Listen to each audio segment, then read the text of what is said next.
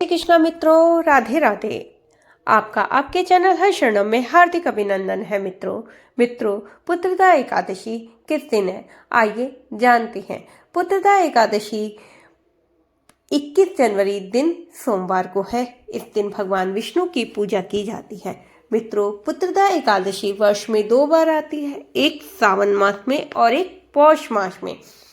पौष मास की शुक्ल पक्ष की एकादशी को पुत्रदा एकादशी कहते हैं। इस दिन भगवान विष्णु की पूजा अर्चना की जाती है विधि विधान से। जो दंपति पुत्र संतान से रहित है उन्हें पुत्रदा एकादशी का व्रत अवश्य ही करना चाहिए और भगवान विष्णु की पूजा अर्चना करनी चाहिए। इस दिन भगवान विष्णु को दूध और दूध से बनी वस्तुओं का भोग लगाएं, फलाहार का भोग लगाएं। इस दिन एकादशी को अन्न खाना वर्जित होता है और भगवान विष्णु को आइए व्रत की कथा का श्रवण करें। यह व्रत पौष मास की शुक्ल पक्ष की एकादशी को रखा जाता है। इस व्रत में भगवान विष्णु की पूजा का विधान है। इस व्रत से संतान की प्राप्ति होती है। कथा। भद्रावती नगरी में सुकेतु नाम का एक राजा राज्य करता था। उसके कोई पुत्र नहीं था। उसकी स्त्री का नाम शैव्या था। वह निपुती होने के कारण सदैव चिंतित रहा करती थी।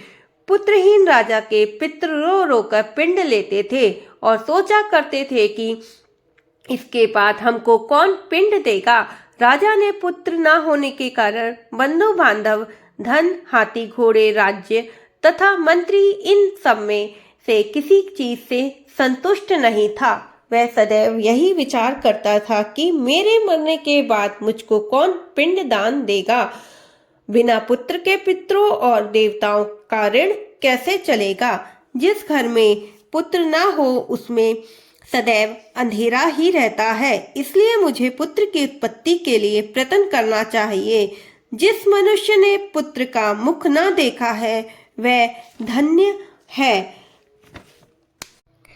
जिस मनुष्य ने पुत्र का मुख देखा है वह धन्य है। उसको इस लोक में यश और परलोक में शांति मिलती है, अर्थात उसके दोनों लोक सुधर जाते हैं। पूर्व जन्म के कर्म से ही इस जन्म में पुत्र, धन आदि प्राप्त होते हैं। राजा इस प्रकार रात दिन चिंता करने लगा।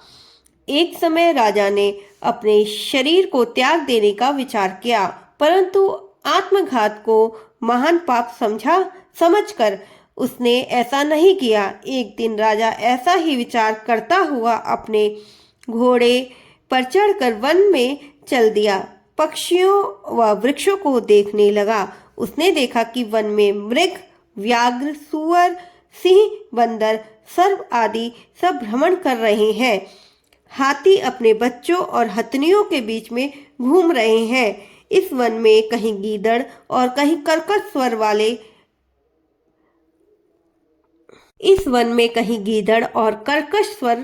में बोल रहे हैं, कहीं उल्लू ध्वनि कर रहे हैं। वन के दृश्यों को देखकर राजा सोच विचार करने लगा। इस प्रकार उसको दोपहर हो गई। वह विचार करने लगा कि मैंने कई एक यज्ञ किए, ब्राह्मणों को सुंदर भोजन से तृप्त किया, फिर भी यह दुख मुझे क्यों प्राप्त हुआ है। प्यास के मारे अत्यंत दुखी राजा पानी की तलाश में इधर उधर फिरने लगा। थोड़ी दूर पर राजा ने एक सरोवर देखा। उस सरोवर में कमल खिल रहे थे। सारस, हंस, मगरमच्छ आदि विहार कर रहे थे। सरोवर के चारों ओर तरफ मुनियों के आश्रम थे। उस समय राजा के दाहिने अंग फड़कने लगा। राजा शुभ शकुन मानकर घोड़े से उतरकर मुनियों को दंडवत करने उनके सामने बैठा। राजा को देखकर मुनियों ने कहा, हे राजन, हम तुमसे अत्यंत प्रसन्न हैं। तुम इस जगह पर कैसे आए तो कहो। इस पर राजा ने उनसे पूछा कि मुनीश्वर, आप कौन हैं और किस लिए यहाँ आए हैं तो कहो। मुनि बोले, हे राजन, आज पुत्र की इच्छा करने वाले को उत्तम संतान देने वाली पुत्रदा एकादशी है। हम लोग विश्वदेव हैं, इस सरोवर में स्नान करने आए हैं। इस पर राजा बोला, हे मुनीश्वर, मेरे भी पुत्र नहीं है।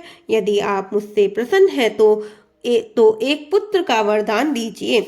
मुनि बोले, हे राजन, आज पुत्रदा एकादशी है, आप इसका व्रत करें। भगवान की कृपा से आपके अवश्य ही पुत्र होगा। मुनि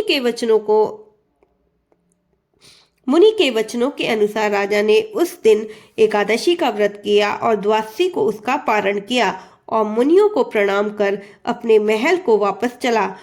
अंत में राजा रानी ने गर्भ को धारण किया और 9 महीने पश्चात उसके एक उत्तम पुत्र रतन पैदा हुआ।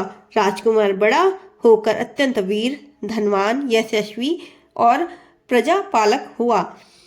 भगवान श्री कृष्ण बोले, हे राजन, पुत्र प्राप्ति के लिए पुत्रदा एकादशी का व्रत करना चाहिए। जो मनुष्य इसका महात्म श्रवण करे व पठन करते हैं, उनको स्वर्ग की प्राप्ति होती है। फलाहार, इस दिन गौ के दूध का सागर लेना चाहिए तथा फल आदि भी लिए जाते हैं। जय श्री कृष्णा मित्रों, राधे राधे। ओम कृष्णाय वासुदेवाय हरे परमात्मने प्रणतः क्लेशनाशाय गोविंदाय नमो नमः। राधे राधे मित्रों।